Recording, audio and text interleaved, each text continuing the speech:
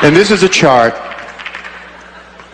that I think says in another way what he so profoundly provided us today. This chart to me represents beautiful, educated, moneyed black people all over America. It could represent black organizations, it could represent black churches, it could represent black social and civic organizations. And what you will notice about these beautiful black people all over America is that everybody is doing their own thing, caught up in a Eurocentric value of rugged individualism, having forgotten that it takes a village to raise a child. There is no power here, brothers and sisters. There is no power here. Power is most effective concentrated.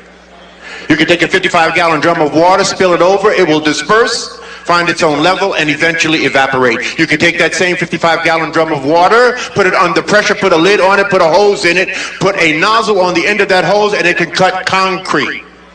There is no power with us being disconnected. See, there's nothing wrong with dispersion. I live in Cleveland, you live in Atlanta. We have folk in the Caribbean, we have folk in Africa. That's dispersion. That's okay, but we do not have to be disconnected. We are a disconnected people. We are powerless in disconnection. This is where all the power is. You see? This is where all the power is. Whether you are at the center of your own network or part of someone else's network, this is where the power is. There's a beautiful African proverb that says, when spiders unite, they can tie up a lion. When we connect, because we are disconnected, we're disconnected from those of like mind. We're disconnected from the best practices in our community. I don't care what it is that you want to do, what profession you want to engage in, what business you want to get into. I can introduce you to brothers and sisters all over America they are doing it to death. You just don't know who they are. You are disconnected from them. There is no power in disconnection. Okay? When we connect, we prevent interlopers from coming into our communities and taking and destroying at will. All right, George. Try to open up the Booker T. Washington delicatessen in Chinatown and see what happens. So we must connect. We must connect the dots. That must be the movement for our people in the 21st century. We need a lot of us doing a little instead of a few of us doing a lot. We need to get together to get ahead. That is why we must network.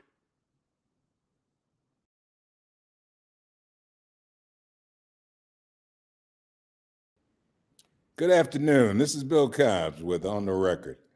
You know, the reason I wanted to start the show today with that particular video is to help you to understand that we are a disconnected people. Since 1865, we have been fighting to belong to something that does not want us.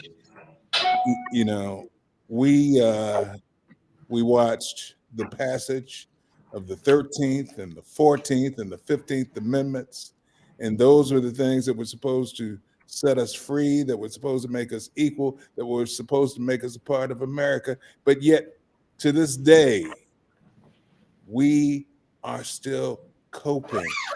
We're coping because we are not a part of this thing that we so long to be part of. We're coping because we don't know how to connect. We don't know how to join. We don't know how to become part of a cooperative.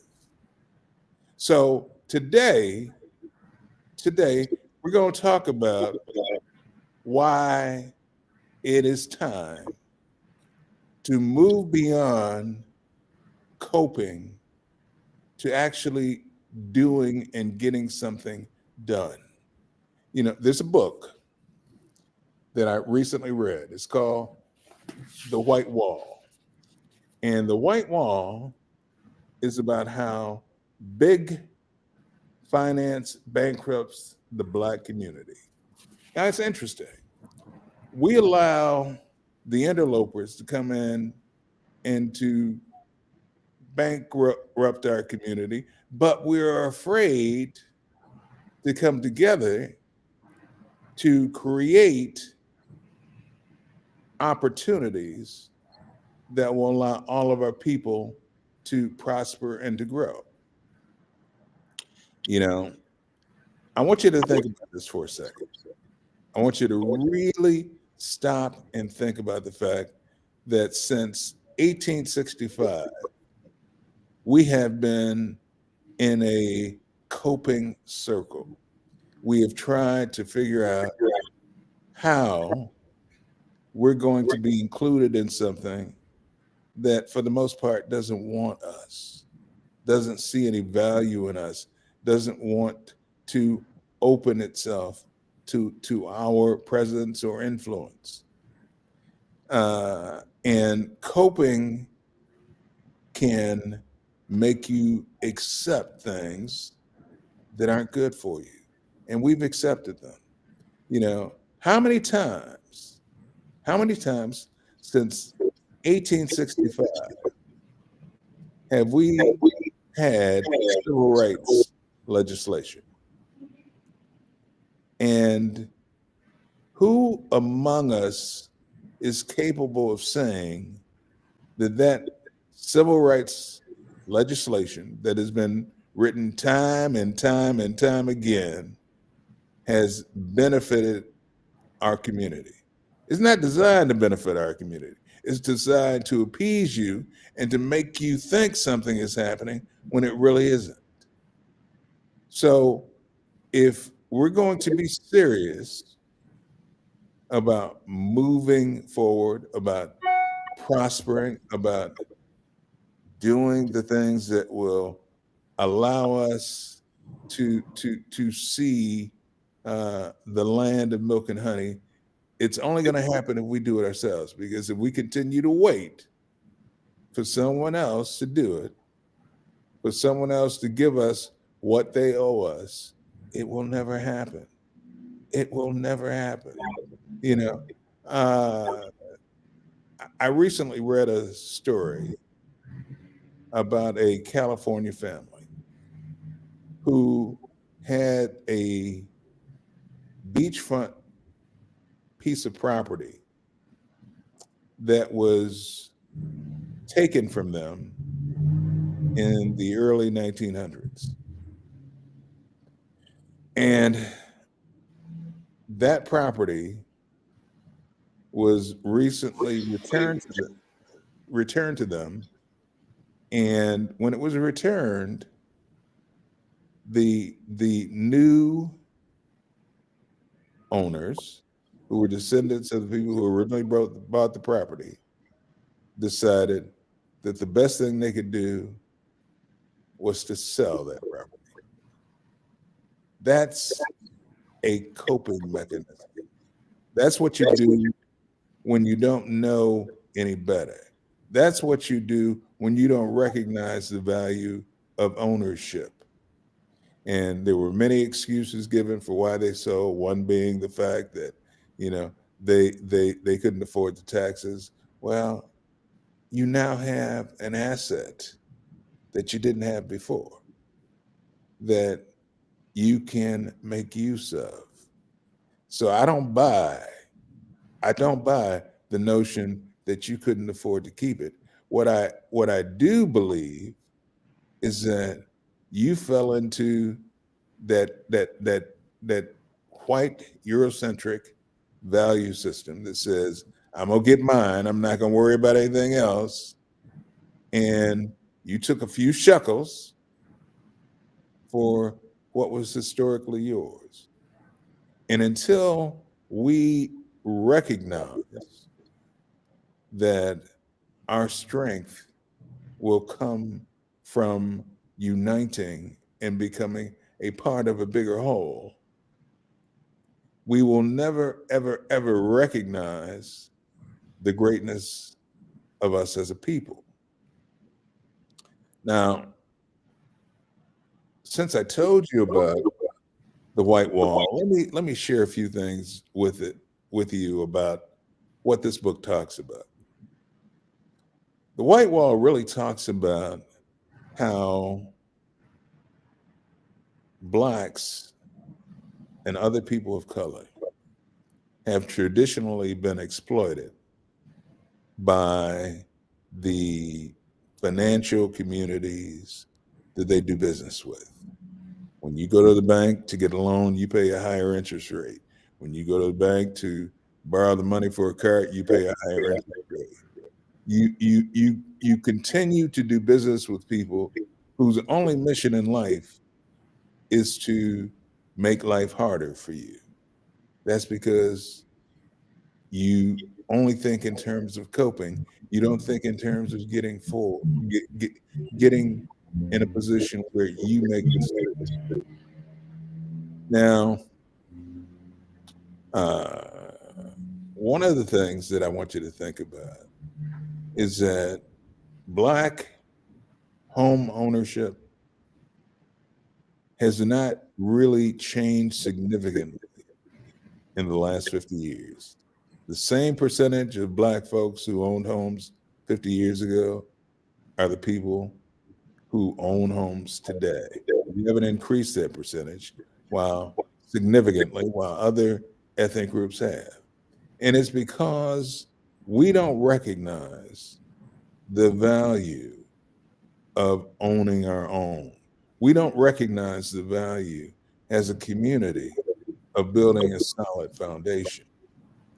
So books like The White Wall, we have to read and understand how the game is played so the game doesn't get played on us. We are so used to struggling that we accept struggling as a badge of courage. And what it really is, more than anything else, is a badge of ignorance. And we've got to pull ourselves out of that ignorance and become the masters of our own fate. Uh, I talked to you a little bit last week about the importance of putting together community cooperatives. Community cooperatives aren't designed to make sure that, a handful of people get rich. What they're designed for is to make sure that the community as a whole has an opportunity to prosper and grow. Because here's the thing that we don't pay attention to. If you have a community that is totally dependent on someone else to create structure, to create the way you operate, then you have no power. We struggle with why, after all this time, we are still political novices, why we don't do better when it comes to uh, navigating political waters. And the simple answer is that we don't understand numbers. We don't understand the power of coming together. Right now in Flint, I would say that you have a mayor that most people aren't that fond of. And they just took office again for the second time.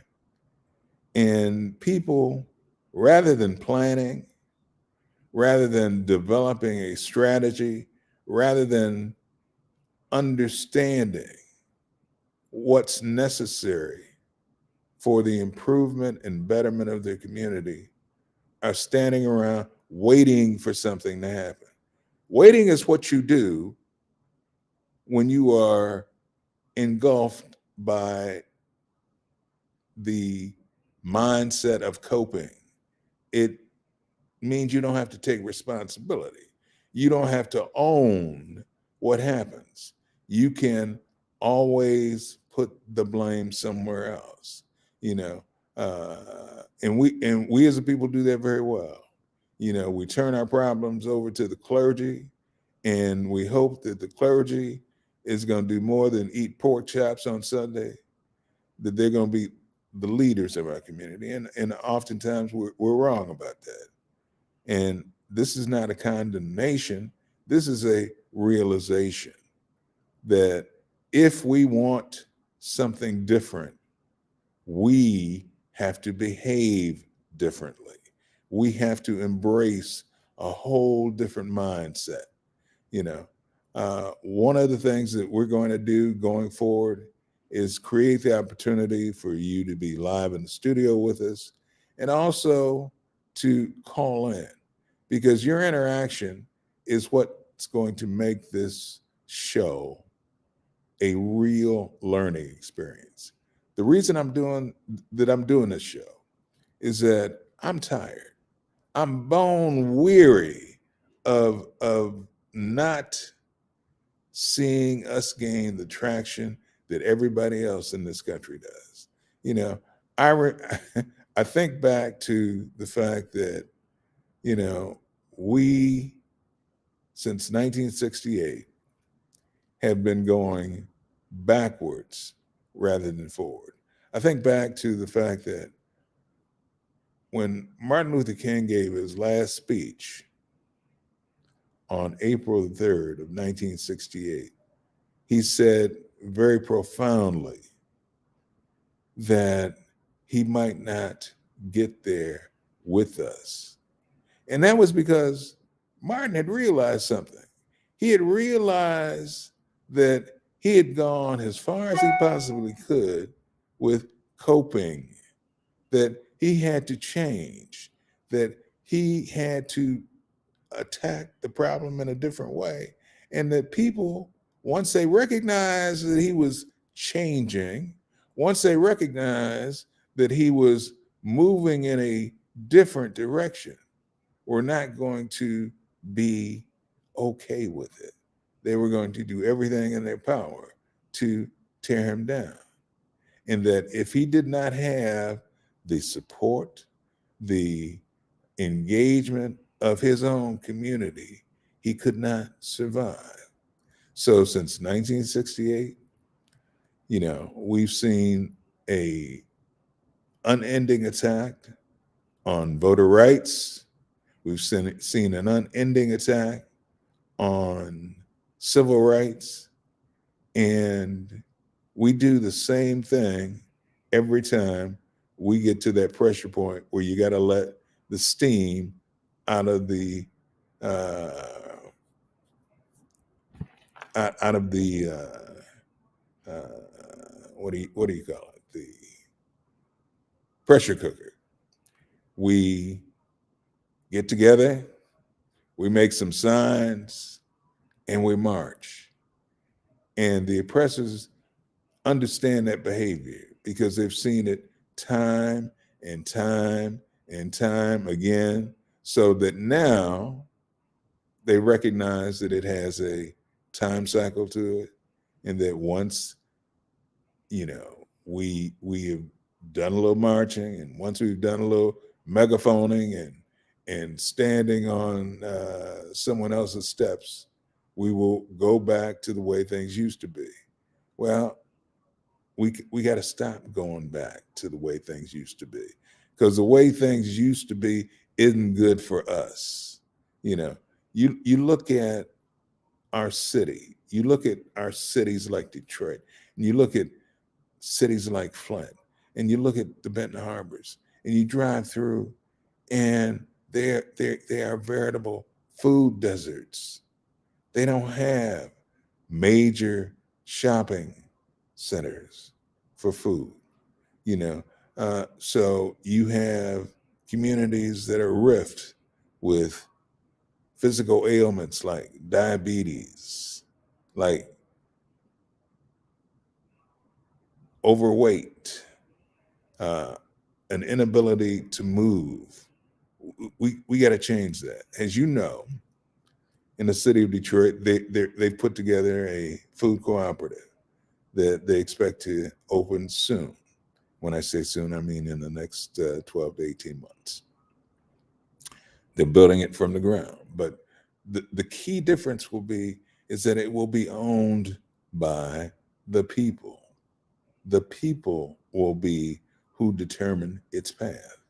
You know, and the only way that that happens is that we stop coping, we stop becoming rigid individualists, and we recognize that our strength is in uniting, that the only power you gain is from being able to muster people of a like mind and a like thought process to get things done. Um, if the city of Flint really wants a different kind of leadership come the next election, they need to be working on it now. They need to be identifying who, what, when, where, and how they're going to make it happen. Because if they don't, the powers that be will continue to feed you the same kind of slop that they're feeding you right now, because they know you can't do anything about it, because they know you won't unite. They know you will not fight back. You will continue to cope. And as long as you cope, they can do anything that they want to when they feel like it. You are the determiner of how things turn out. Uh, I was talking to a young man the other night who was extremely, extremely frustrated and frankly scared, because he found himself in a situation that he didn't know how he was going to handle. As you know, the Fed has increased interest rates 9 times since the beginning of 2022. Now, those 9 times have been increases that were less than 1%. But if you add them together, they add up to a lot. And how this impacted him is that 2 years ago, he bought a house. He bought that house on a variable rate interest. So what he's seen happen to him is that his interest rate has increased to the point where his loan servicing costs are twice what they were when he took out the mortgage. Now, most people can't absorb that kind of hit. So effectively, what you have happening is someone who wanted to be a homeowner being forced out and being forced to live in someone else's property for X amount of dollars every month with no real wealth accumulation being established for them or for their families. And see, in America, your home, for most people, represents the biggest portion of your individual wealth. So if you don't have a home, if you can't afford to purchase a home, you're literally up the creek without a paddle, going nowhere fast. So we spend a lot of time talking about the wealth gap between white folks and black folks. And a large portion of that wealth gap is made up of the difference between black folks owning their homes and white folks owning their homes. We have got to recognize that home ownership is a gateway to building community, that without it, we are in a place where we can't begin to move groups of people forward at the rate we would like to see it happening.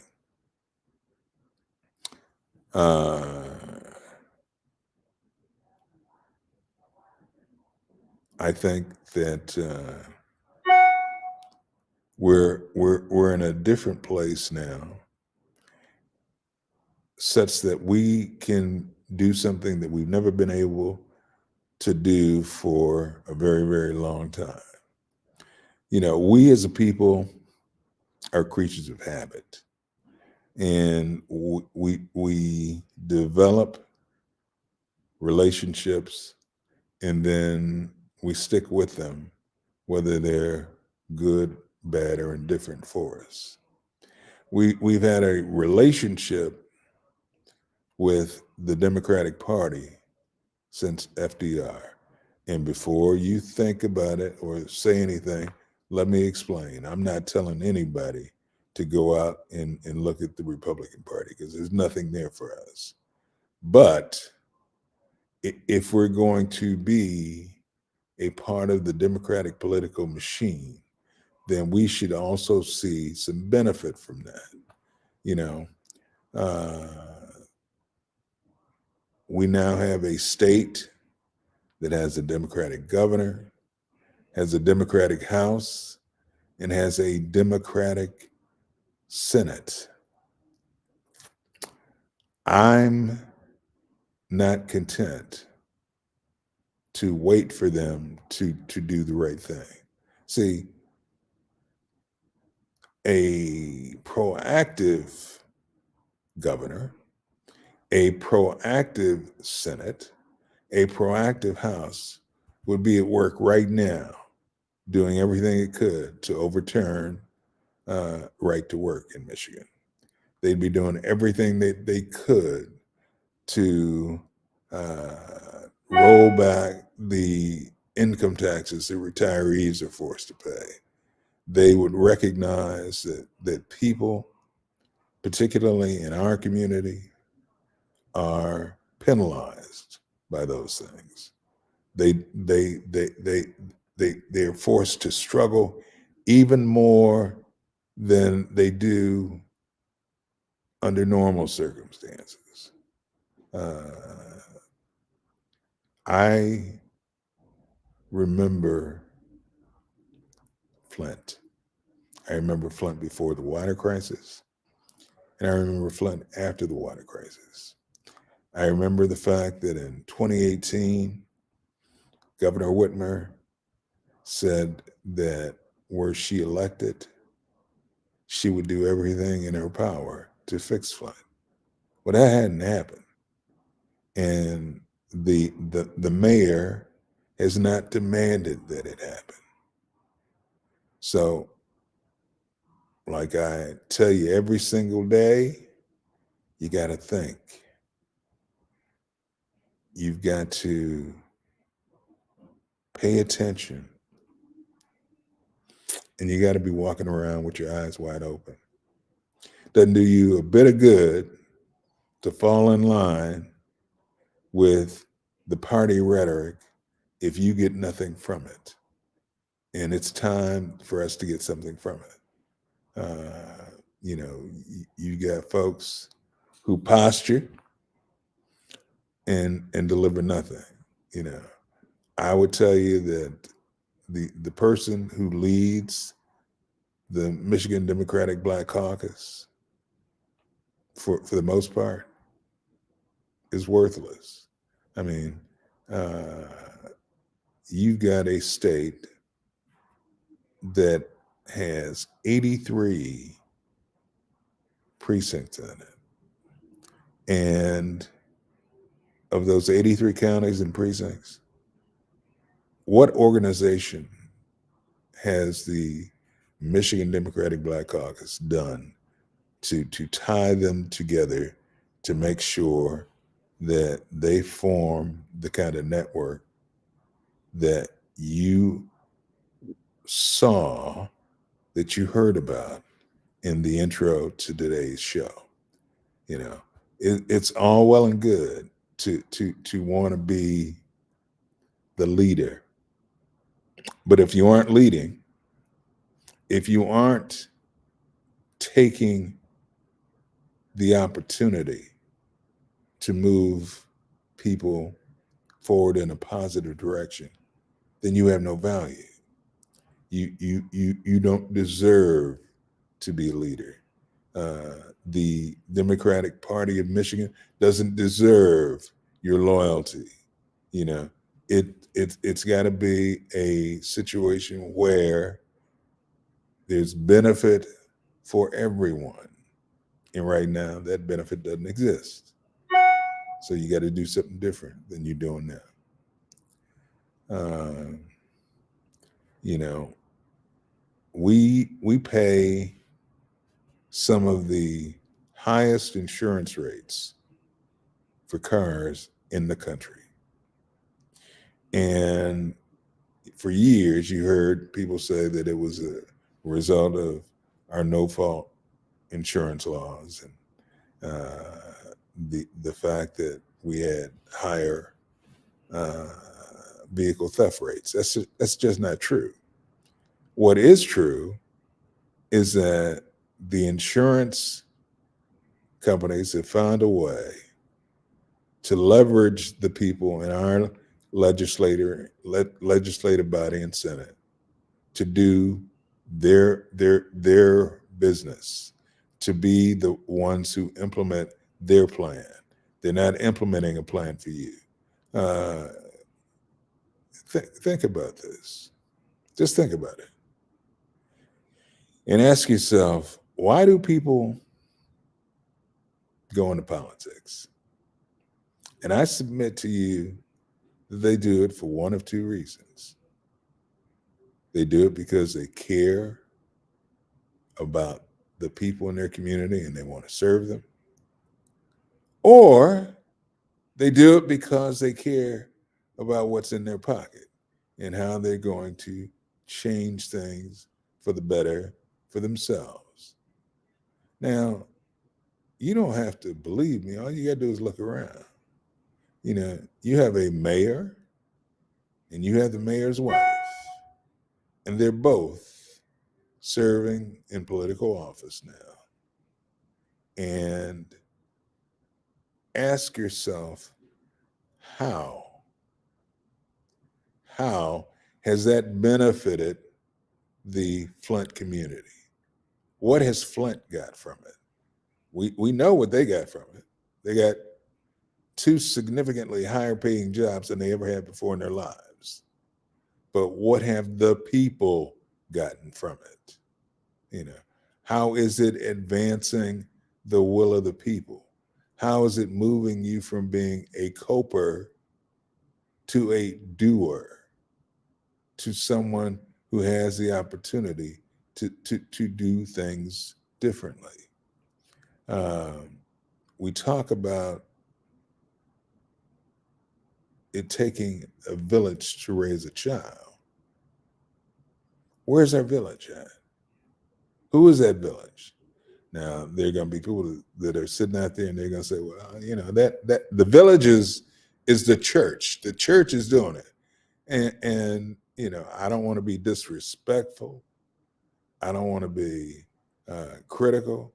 But what I see the church is doing is holding a service every Sunday, collecting a tithe, but not owning the responsibility of moving the community forward.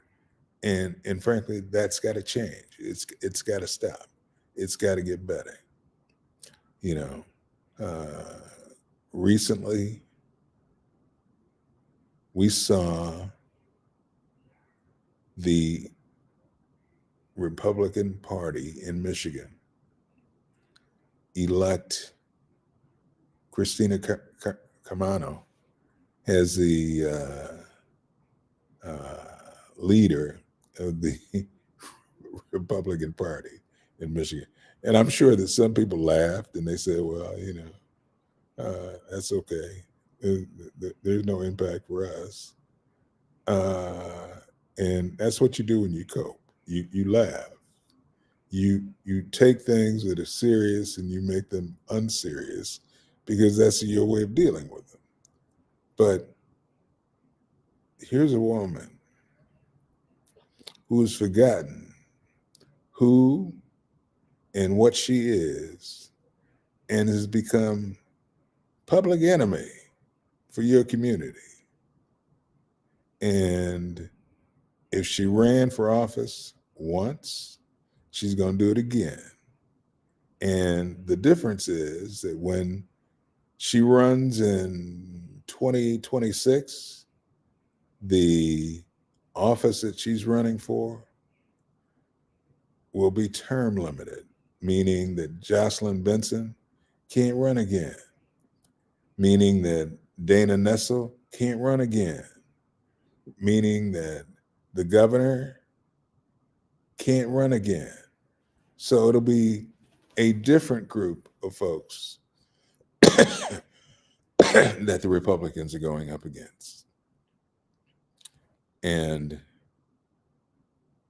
without a plan, without a strategy, without a mechanism for making sure that we control, that we exercise the power available to us, we will once again find ourselves on the losing end of the stick.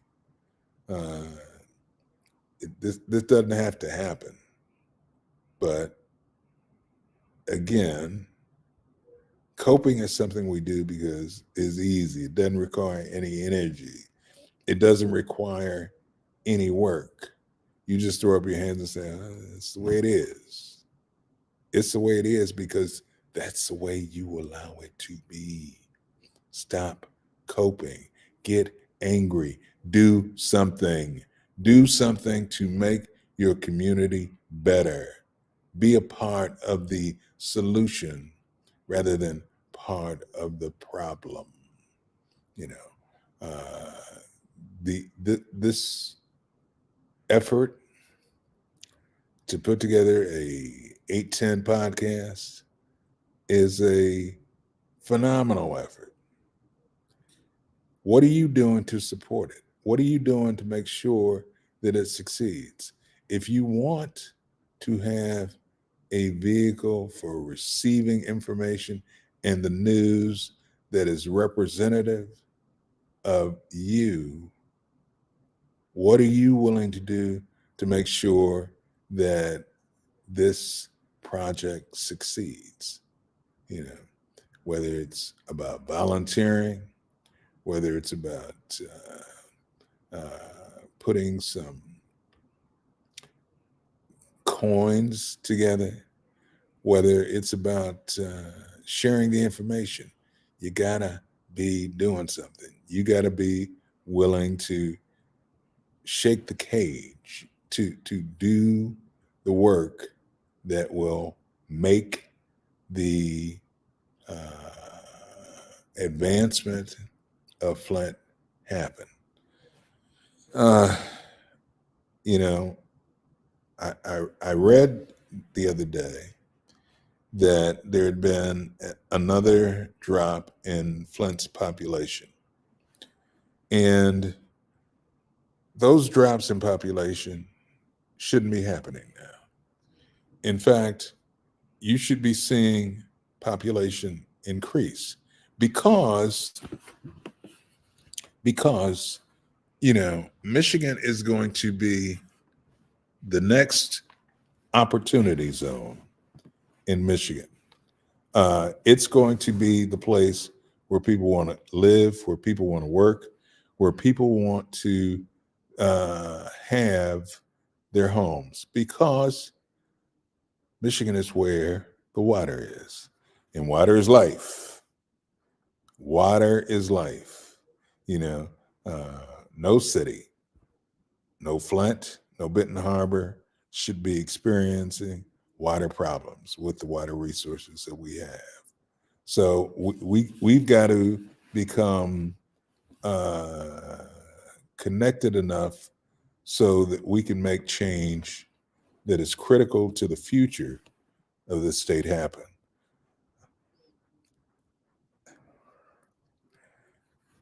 Hey, Jamie? Jamie, are you there? Did he ask me? Yeah, I'm right here. There's something going on. I need to pull away for about 30 seconds. I'll be right back. Okay. Oh.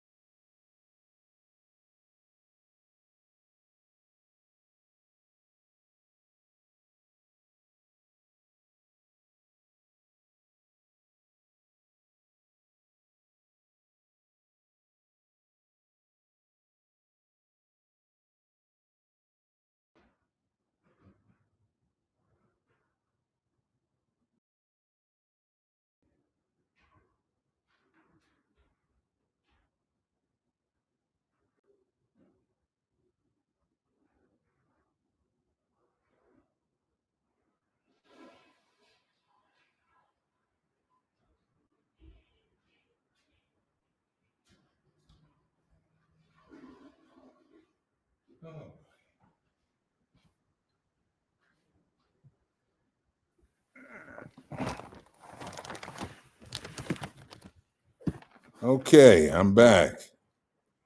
Forgive me for that. There was someone at my door who was very persistent. So I had to go see what was going on.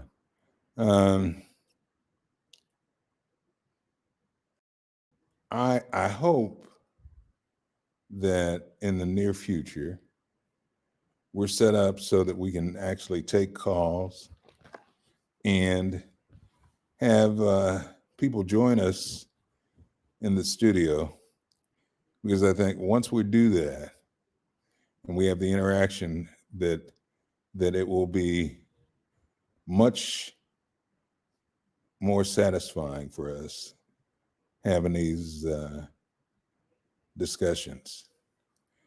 Just so you know, I have a blog page on the Bill Cobbs on the Record, that has many of my commentaries on it.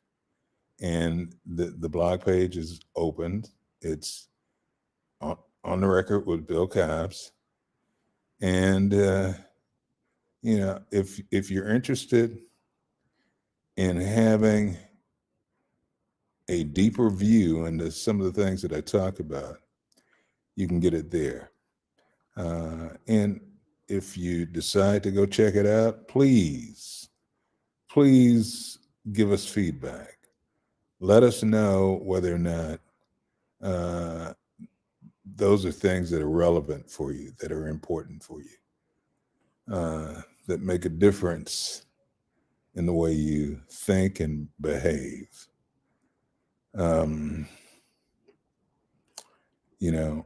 When I was putting together what I wanted to talk about today, I wanted to deal with coping, because it's become a behavior that is inextricably woven into the fabric of who we are as people. And we've got to break that pattern if we hope to emerge as the people that we can be. Now, we have a different relationship with America than most people because we're the only people that were brought to this country against our will.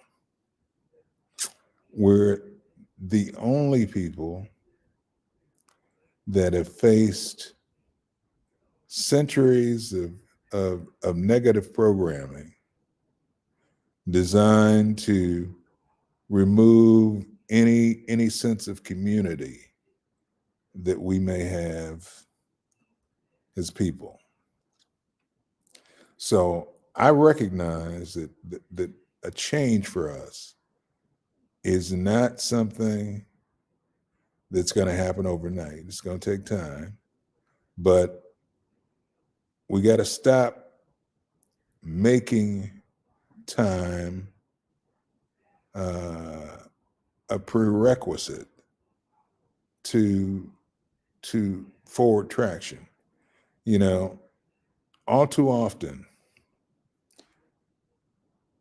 I'll get into conversations with people and they'll talk about the fact that, you know, from their frame of reference, we have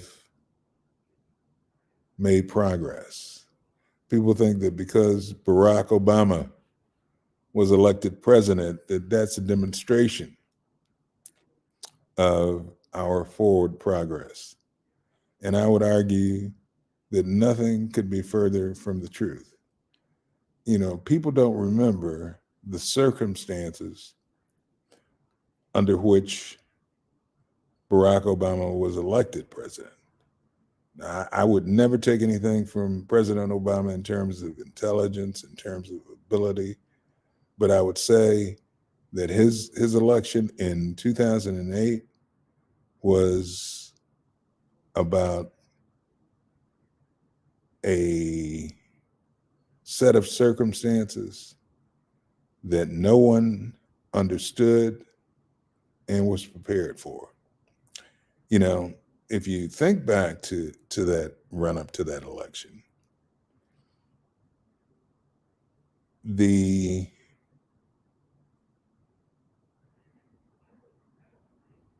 presumption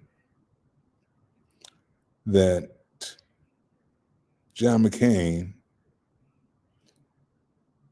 could beat him was very strong. And it remained strong until about 7 weeks before the election, when Wall Street imploded. And part of the realization that happened was that McCain wasn't really connected to what was going on in the real world. You know, just a week before Wall Street imploded on itself, McCain had gone on record to say that he felt that the market was as solid as could possibly be. And then a week later, things started to literally crumble. And there's no mystery into why they crumbled. You know, just as I was speaking to you earlier about the young man who was about to lose his house because his APR rate had increased to the point where he was paying double what he originally started paying. Same thing happened in 2008. We sold people homes that they couldn't afford on adjustable rate mortgages with the idea that they would always be able to make those payments. And then when rates began to climb and people could no longer meet those obligations, you know, the housing market crashed. And it looked like all of Wall Street was going to come falling down around it. And people looked at McCain and they looked at Sarah Palin, and they knew that those two could never fix the problem. And one thing about America, whether it's political America, whether it's corporate America, is that I've been around long enough to know that when there's a problem, when it looks like things are going to crash, they will always find what they believe is a fall guy. So my contention is that rather than America becoming a colorblind country, America decided that it was going to, allow Barack Obama to become the fall guy for something that he didn't create. And then when he managed to pull the country back from the brink of the abyss, the true nature of people began to come out.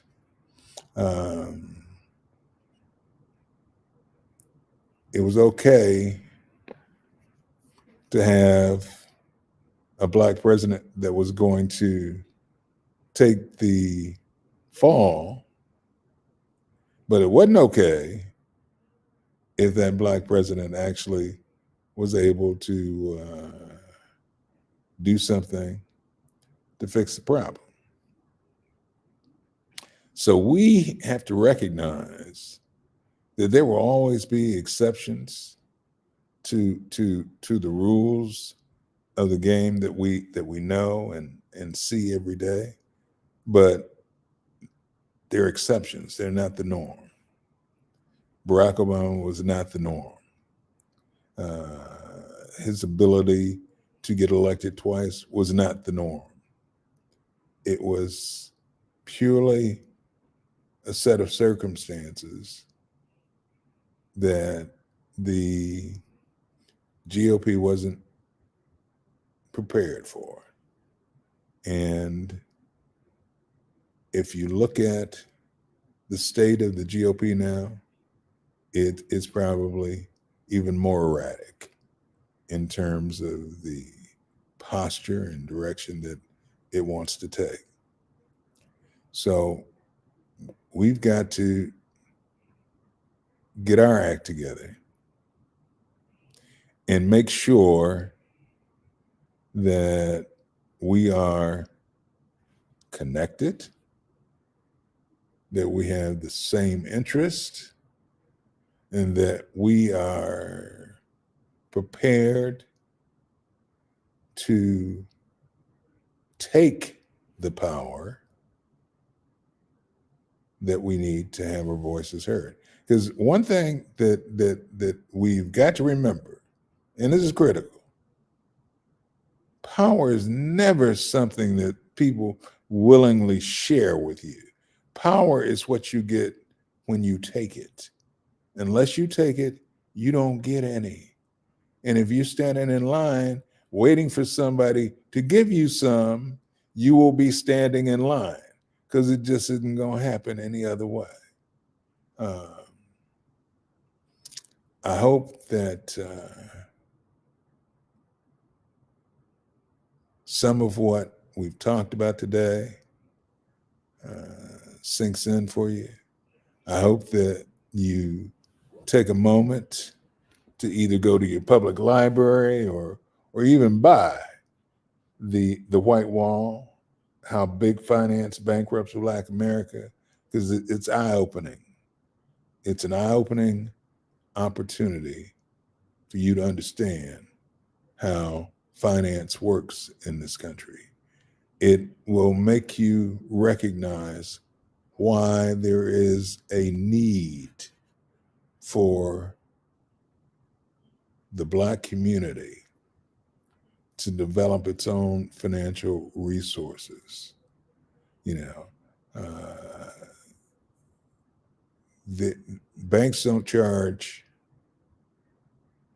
23% interest on credit cards because they need the money. They charge it because they can get it. And there are other sources of that kind of credit that are much more economical if you know about them, if you understand how to look for them. So, I hope that today has been another learning experience for you. I hope that you took the time to write down the fact that the On the Record with Bill Cobbs blog is out there. It's on the record with BillCobbs.com, and that you will explore it, that you will use it as a learning tool, that all of us will work to get smarter and not necessarily work harder. Because if all of us do a little work, we don't have to depend on a few of us doing all of the work. I want to thank you for joining us today at Drive Time. I look forward to being with you next week at the same time. And I hope you'll stay tuned for Money Matters with Karen Williams. And I appreciate you. And remember, pay attention, think, and always, always keep your eyes wide open. Good day.